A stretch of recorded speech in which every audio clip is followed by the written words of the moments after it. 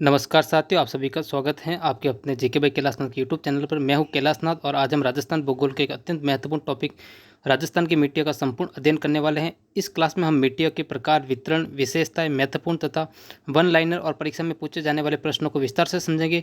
अगर आप रीट, सीटी, पटवार, LDC, SI, RS, second grade, school lecturer जैसी किसी भी प्रतियोगी परीक्षा की तैयारी कर रहे हैं तो यह क्लास आपके लिए बहुत महत्वपूर्ण है। तो बिना समय गवाए शुरू करते हैं आज की इस शानदार क्लास को।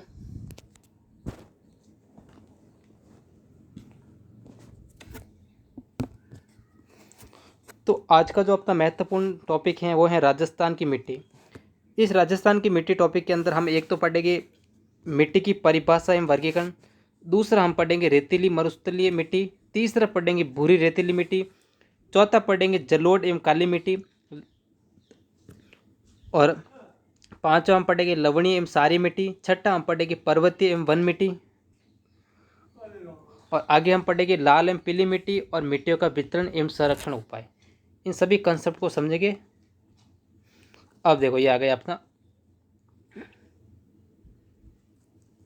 मिट्टी की परिभाषा में वर्गीकरण। देखते हैं मिट्टी की परिभाषा। चट्टानों के टूटने, फूटने तथा जैविक पदार्थों के मिल जाने से बनने वाले पृथ्वी की ऊपरी उपजाऊ परत को मिट्टी कहते हैं।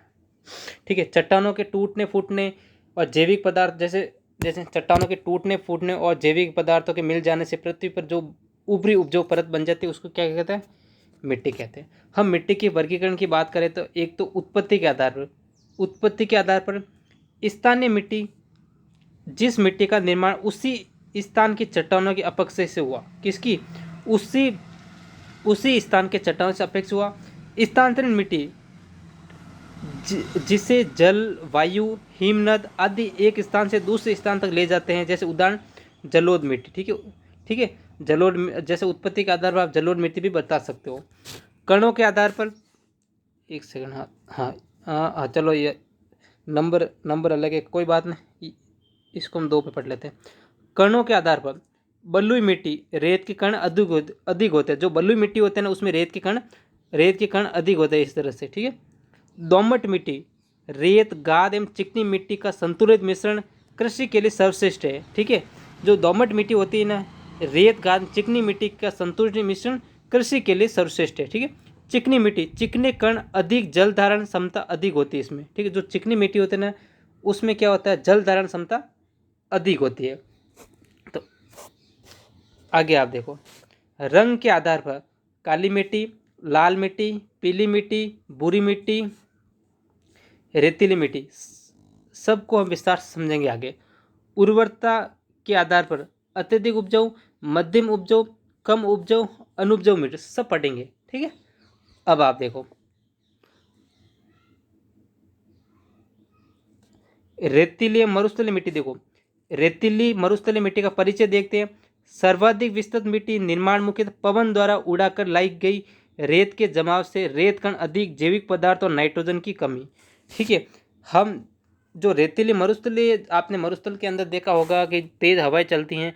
अब हवाएं चलेगी तो मिट्टी यहाँ से उड़ के कहीं और जाएगी और कहीं कहीं और से उड़ के यहाँ आएगी। तो वही है कि पवन द्वारा उड़ाकर लाई गई रेत के जमाव से रेत के कण अधिक, जैविक पदार्थ और नाइट्रोजन की कमी है। वितरण क्षेत्र की बात करें तो ये मरुस्थलीय मिट्टी कहाँ पाई जाती है? एक जैसलमेर, बाड़मेर, बीकानेर, जोधपुर, चूरू, श्री गंगानगर के कुछ भाग, हनुमानगढ़ के कुछ भाग और नागौर पश्चिमी भाग। ठीक है।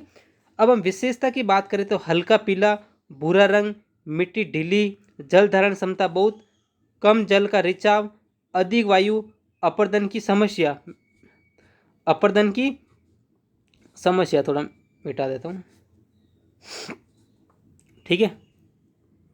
अब देखो, ठीक, अब हम विशेषता की देखो, इसके वितरण क्षेत्र की बात करते हो जैसलमेर, बाड़मेर, बीकानेर, जोधपुर, चूरू, श्री गंगानगर के कुछ भाग, हनुमानगढ़ के कुछ भाग और नागौर के पश्चिमी भाग आपको याद रखना है। हम इसकी विशेषता की बात करें तो हल्का पीला, भूरा रंग, मिट्टी ढीली, जल धारण क्षमता बहुत कम, जल का रिचाव, अधिक वायु अपर्दन की समस्या, इसकी विशेषता। हम इसके फसलें की बात करें तो बाजरा, मूंग, मोठ, गवार, चना, जीरा, सरसों अधिक होता है, क्योंकि इनमें पानी पानी कम चाहिए इसलिए, ठीक। हमें लाभ एवं हानि की बात करें, जड़ों का विकास अच्छा, नमी लंबे समय तक नहीं रहती, बार बार सिंचाई आवश्यक है।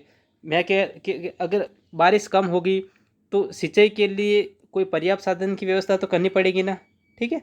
हम इसी प्रकार बुरी रेतीली मिट्टी देखें तो देखो, इसके परिचय की बात करें, शुष्क एवं शुष्क एवं अर्ध शुष्क क्षेत्रों में विस्तृत रेतीली मिट्टी की तुलना में अधिक उपजाऊ होती है। अधिक रेतीली मिट्टी की तुलना में ये अधिक उपजाऊ होती है। हम इसके वितरण क्षेत्र की बात करें, कहाँ पाई जाती है? नागौर, सीकर, झुंझुनू, चूरू का पूरी भाग, जोधपुर का कुछ भाग और पाली और जालौर में भूरी मिट्टी पाई जाती है, ठीक है। हम इसकी विशेषता की बात करें तो रंग भूरा या हल्का भूरा, रेत की मात्रा रेतीली मिट्टी से कम, जल धारण क्षमता अपेक्षाकृत अधिक, चूने की मात्रा अधिक, नाइट्रोजन व जैविक पदार्थों की कमी। हम इसके फसलों की बात करें तो बाजरा, गेहूँ, जौ, चना, सरसों, गवार, मूंग अधिक होते हैं, ठीक है। लाभ एवं हानि की बात करते हैं, कृषि के लिए अपेक्षाकृत उपयुक्त एवं सिंचाई मिलने पर अच्छी पैदावार, सूखी की स्थिति में उत्पन्न उत्पादन प्रभावित होता है क्योंकि बारिश कम होती है इसकी वजह से, ठीक है। आगे देखो आप, लाल एवं पीली मिट्टी, हम इसके परिचय की बात करें तो प्राचीन आग्नेय एवं कायंत्रित चट्टानों के अपक्षय से निर्मित लो ऑक्साइड की अधिकता के कारण लाल रंग है इसका। हम इसके वितरण की बात करें तो उदयपुर, डूंगरपुर, बांसवाड़ा, प्रतापगढ़, चित्तौड़गढ़, राजसमंद, भीलवाड़ा के कुछ भाग आपको याद रखना है। हम इसकी विशेषता की बात करें तो लाल पीला अथवा लाल पीला रंग, नाइट्रोजन, फास्फोरस एवं जैविक पदार्थों की कमी, जल धारण क्षमता मध्यम, अम्लीय से तटस्थ प्रकृति। हम फसल की बात करें तो मक्का, गेहूँ, जवार, बाजरा, मूंगफली, कपास, दालें, सोयाबीन आपको याद रखना। हम इसके लाभ व हानि की बात करें तो जल निकास अच्छा, सिंचाई से अच्छी पैदावार, उर्वरता अपेक्षा कम और जैविक पदार्थ कम पाए जाते हैं, ये आपको याद रखना है, ठीक है। अब हम बात करें तो काली मिट्टी, ब्लैक सॉइल रेगुर, परिचय की बात करें तो सर्वाधिक उपजाऊ मिट्टियों से एक कपास के लिए उपयुक्त है। सर्वाधिक उपजाऊ मिट्टियों में से एक कपास के लिए उपयुक्त है काली मिट्टी, ठीक है। कपास मिट्टी या रेगुर मिट्टी कहलाती है। देखो, आपको कपास मिट्टी या रेगुर मिट्टी कहते हैं, कंफ्यूज नहीं होना है, ठीक है। कपास मिट्टी या रेगुर मिट्टी कहते हैं ना, तो आपको समझ जाना है काली मिट्टी की बात करें। हम इसके निर्माण की बात करें तो बेसाल्ट चट्टानों से इसका निर्माण हुआ है।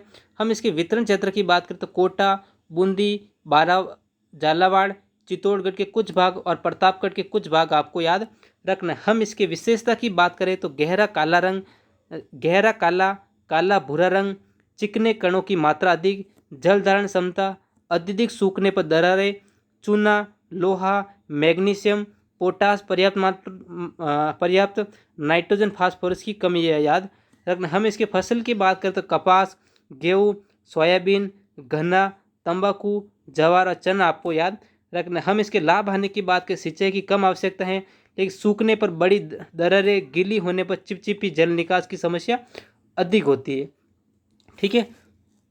तो देखो, हमने इसका परिचय देखा है, वितरण क्षेत्र भी देखा है, विशेषता भी देखा है, फसलें भी देखा है, लाभ हानि भी देखा है। हम अब आगे देखते हैं जलोढ़ मिट्टी। क्या? जलोढ़ मिट्टी। जलोढ़ मिट्टी के परिचय की बात करें तो अत्यंत उपजाऊ मिट्टी है। निर्माण नदियों द्वारा लाई गई खाद, बालू एवं अवसादों के निक्षेपण से नंदीकृत मिट्टी। हम इसके वितरण क्षेत्र की बात करें तो गंगानगर, हनुमानगढ़, धौलपुर, अलवर, करौली, भरतपुर के कुछ भाग और सवाई माधोपुर के कुछ भाग आपको याद रखना है। हम इसकी विशेषता की बात करें तो हल्का पीला, भूरा या धूसर रंग, पोटास, चूना एवं खनिज, लवण पर्याप्त, जल धारण क्षमता मध्यम से अधिक, नाइट्रोजन एवं जैविक पदार्थों की कमी आपको याद रखनी है। हम इसके फसल की बात करें तो आपको गेहूँ, सरसों, कपास, गन्ना, सब्जियां, जौ, चना, चावल और फल आपको याद रखना। हम इसके लाभ हानि की बात करें तो उच्च उत्पादन क्षमता, कुछ क्षेत्रों में लवणीयता की समस्या, लगातार खेतों से पोषक तत्वों की कमी का भय आपको याद रखना। हम इसके लवणीय सारी मिट्टी की बात करें तो हम इसके परिचय देखते हैं। पहले समस्याग्रस्त मिट्टी, जिसे रे या थूर या कलर कहते हैं, घुलनशील, लवणों तथा सारे तत्वों की अधिकता से कृषि प्रभावित होती है। हम इसके वितरण क्षेत्र की बात करें तो गंगानगर, हनुमानगढ़, बीकानेर, नागौर, जैसलमेर, जालोर, बाड़मेर, सांभर झील के आसपास, ये आपको याद रखना। हम इसके कारण की बात करते हैं, शुष्क जलवायु, अधिक वाष्पीकरण, खारे जल की सिंचाई, भूजल में लवण, ये आपको याद रखने। हम इसके सुधार की बात करें तो उचित जल निकास, जिप्सम का प्रयोग, हरी व जैविक खाद, लवणों का निक्षालन, नमक सहनशील फसलें सुधार के बाद जो गेहूँ, सरसों, कपास, गवार, ये आप ये इसकी फसल कर सकते हैं। आया समझ में यहाँ तक? आगे देखो आप, पर्वतीय वन मिट्टी, पर्वतीय वन मिट्टी, हम इसके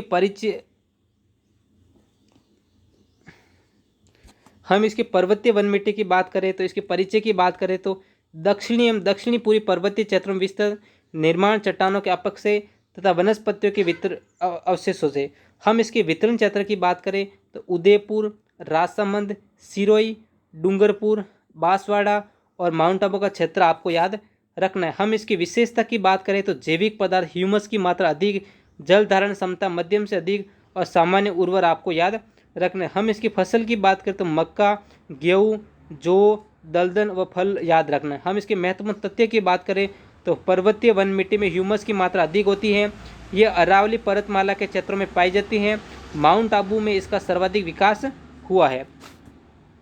हम इसकी एक लाइन में याद, पश्चिम में रेतीली, मध्य में भूरी, दक्षिण में लाल पीली। देखो आप इस तरह से भी याद रख सकते हो। देखो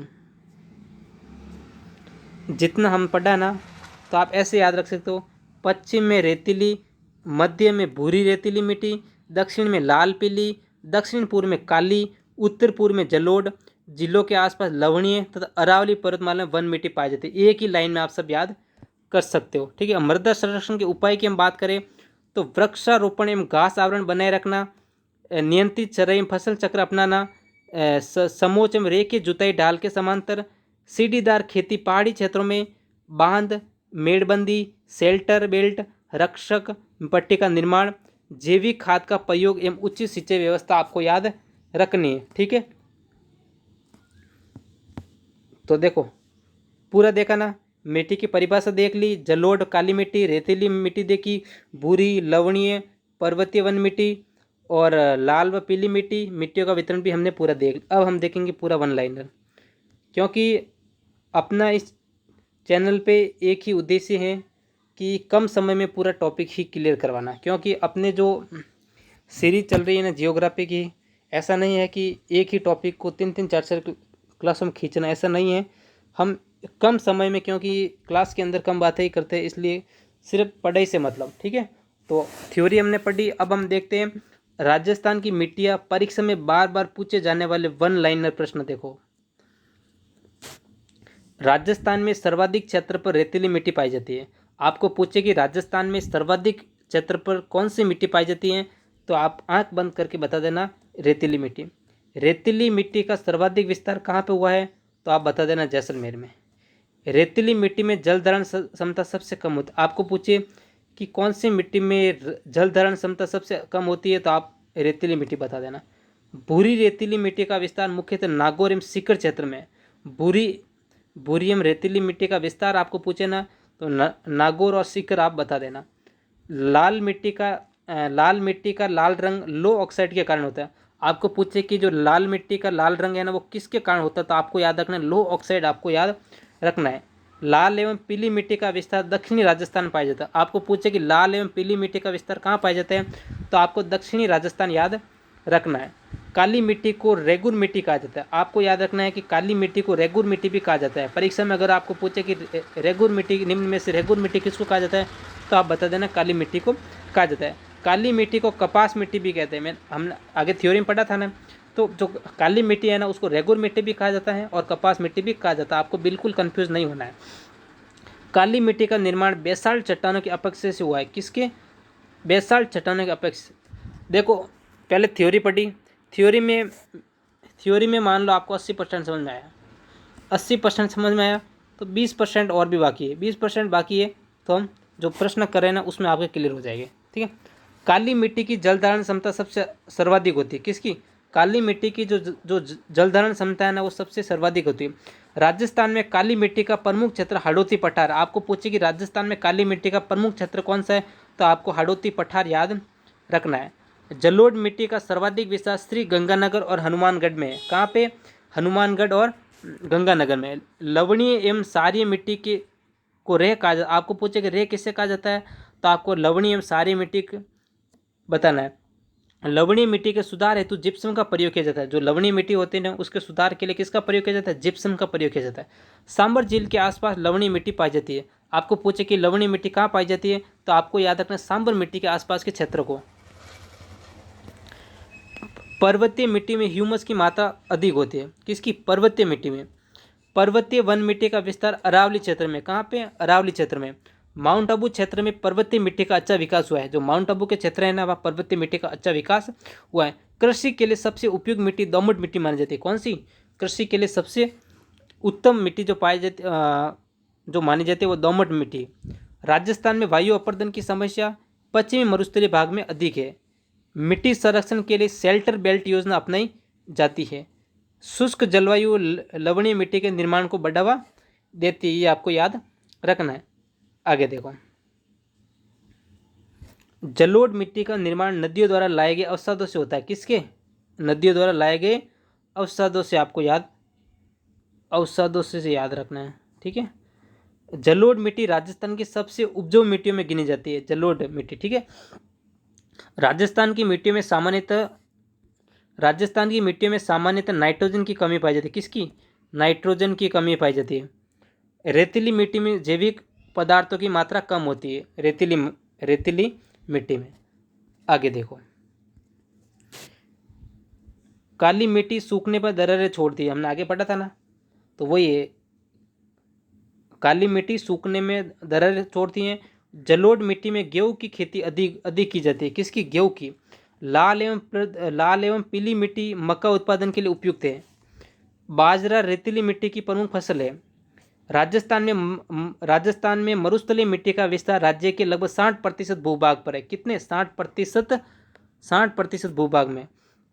इंदिरा गांधी नहर ने पश्चिमी राजस्थान की मिट्टियों की उत्पादकता बढ़ाई है। आपको पूछे कि जो पश्चिमी राजस्थान की मिट्टियों की उत्पादकता बढ़ाने वाली नहर कौन सी है, तो आपको इंदिरा गांधी नहर बताना है। ठीक है। मिट्टी की उर्वरता का प्रमुख आधार इसमें उपस्थित ह्यूमस है। कौन? ह्यूमस। राजस्थान में सबसे अधिक वायु अपर्दन थार मरुस्थल में होता है। कहाँ पर? थार मरुस्थल, याद रखना है। मिट्टी निर्माण की प्रक्रिया को मृदा जनन कहा जाता है। अधिक ढाल वाले क्षेत्रों में मिट्टी का कटाव तेजी से होता है। भाई ढाल होगी तो मिट्टी का कटाव ज़्यादा होगा। वनों की कटाई से मृदा अपरदन की समस्या बढ़ जाती है। मिट्टी में पौधों के लिए आवश्यक पोषक तत्व खनिजों से प्राप्त है। किससे? खनिजों से। अरावली पर्वतमाला राजस्थान को 2 प्रमुख मृदा प्रदेश में विभाजित करती है। कितने? 2। पश्चिमी राजस्थान की मिट्टियां सामान्यतः कम उपजाऊ होती है। पूरी राजस्थान की मिट्टियां कृषि के लिए अपेक्षाकृत अधिक उपयुक्त है। ये याद रखना है। जलोढ़ मिट्टी का निर्माण निक्षेपण क्रिया का निर्माण है। काली मिट्टी में कपास के अतिरिक्त सोयाबीन की खेती भी की जाती है। लाल मिट्टी में लोहे की मात्रा अधिक होने से उसका रंग गहरा हो जाता है। कैसा? गहरा हो जाता है। लवणीय मिट्टी में फसलों का अंकुरण प्रभावित होता है। याद रखना है। मिट्टी का पीएच मान उसकी अम्लीय एवं क्षारीयता को दर्शाता है। मिट्टी संरक्षण का उद्देश्य भूमि की उत्पादकता निर्माण बनाए रखता है। राजस्थान में वर्षा की कमी मिट्टी निर्माण को प्रभावित करती है। आया यहाँ तक समझ में? तो आगे बढ़े। अब देखो, मिट्टी में जल और वायु दोनों पौधों की वृद्धि के लिए आवश्यक। बिल्कुल भाई, पौधों के लिए मिट्टी में जल और वायु दोनों, ऐसा देने कि सिर्फ जल देने से ही पौधा विकसित होगा, ऐसा नहीं है। जल वायु सब जरूरी है उसके लिए। कृषि योग्य भूमि को संरक्षण की सतत विकास के लिए आवश्यक है। अब देखो आगे, मरुस्थलीय क्षेत्रों में बालू के टीलों का निर्माण पवन द्वारा होता है। किससे? पवन द्वारा। मिट्टी के ऊपरी परत को टॉप सोयल कहा जाता है। क्या कहा जाता है? टॉप सोयल कहा जाता है। टॉप सोयल का कटाव कृषि उत्पादन की सबसे अधिक प्रभावित करता है। राजस्थान की मिट्टी में सिंचाई का विशेष महत्व है। किसका? सिंचाई का। शुष्क क्षेत्रों में जैविक खाद मिट्टी की गुणवत्ता सुधारने में सहायक होती है। फसल चक्र अपनाने से मिट्टी के पोषक तत्वों का संतुलन बना रहता है। मिट्टी के संरक्षण में घास पट्टियां प्रभावी भूमिका निभाती है। भूसरण से मिट्टी की उपजाऊ परत नष्ट होती है। राजस्थान में मिट्टी एवं जल संरक्षण कार्यक्रम कई क्षेत्रों में संचालित किए गए हैं। मृदा संरक्षण कृषि विकास की आधारभूत आवश्यकता है। तो आज हमने अपना ये पूरा टॉपिक क्लियर हो गया। ये जो हमने जो अपने वन लाइनर है, मेरे हिसाब से 100 से 150 के करीब है। पूरा थ्योरी भी पढ़ ली और उसके बाद हमने पूरा, देखो थ्योरी के साथ साथ अपने वन लाइनर भी करने जरूरी, क्योंकि हमने थ्योरी पढ़ ली। अब प्रश्न किस प्रकार के बनते थे वो मैंने यहाँ पूरे ही आपको बता दिए, ठीक है। तो इसमें आपको काफ़ी फ़ायदा होगा। जैसे ही ये अपने जियोग्राफी वाली सीरीज कंप्लीट होगी ना, तो वैसे ही हर टॉपिक के मैं कह रहा हूँ 500 MCQ सीरीज लेके आएंगे, ठीक है, जिससे आपका पूरा कंसेप्ट क्लियर हो। क्योंकि मैं एक बात तो मैं कर सकता हूँ कि आप राजस्थान का कोई भी एग्ज़ाम दे दो और जियोग्राफी से संबंधित आपका कोई भी प्रश्न गलत नहीं होगा, क्योंकि हमने जो बिल्कुल कम समय में पूरा अपनी क्लास 22 मिनट 35 मिनट आधा घंटा 45 मिनट इतनी ही क्लास होती है, और उसमें हम पूरे चैप्टर को हम क्लियर करते। जैसे हम राजस्थान मीडिया का आज का पूरा कंप्लीट थ्योरी होगी, थ्योरी के साथ साथ हमने MCQ भी देखे, जो आपके आगामी परीक्षा के लिए अति महत्वपूर्ण रहेगा। मैं कह रहा हूँ इस सीरीज़ के साथ आप ज़रूर जुड़े, और जैसे ही सीरीज़ कंप्लीट हुई हम MCQ लेके आएंगे। MCQ जैसे ही क्लियर होगा हम कोई और एक सब्जेक्ट पकड़ लेंगे, जिसको भी पूरा यूट्यूब पर करवाएंगे।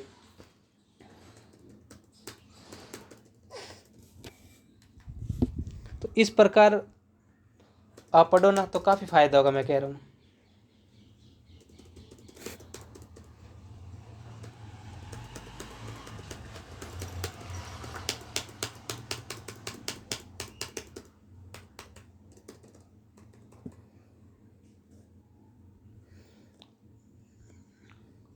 और एक आपका किसी भी तरह का कोई डाउट है, सवाल है ना, तो आप हमारे इंस्टाग्राम आईडी पे बता देना।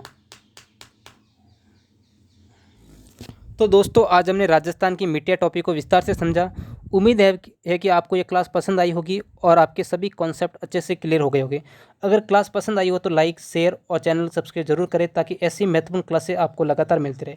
अपना स्कोर और सुझाव कमेंट बॉक्स में ज़रूर बताएं, और क्लास कैसी लगी, बढ़िया लगी हो तो सुंदर सा कमेंट छापना। अगर आपको किसी भी तरह का कोई डाउट है, सवाल है, तो आप हमारे इंस्टाग्राम आईडी से ज़रूर जुड़े। ऑफिशियल अकाउंट योगी के नाम से हमारे इंस्टाग्राम आईडी है। मिलते हैं अगली क्लास में एक नए और महत्वपूर्ण टॉपिक के साथ। धन्यवाद, बाय बाय, जय हिंद, जय भारत। मिलते हैं कल नेक्स्ट क्लास में।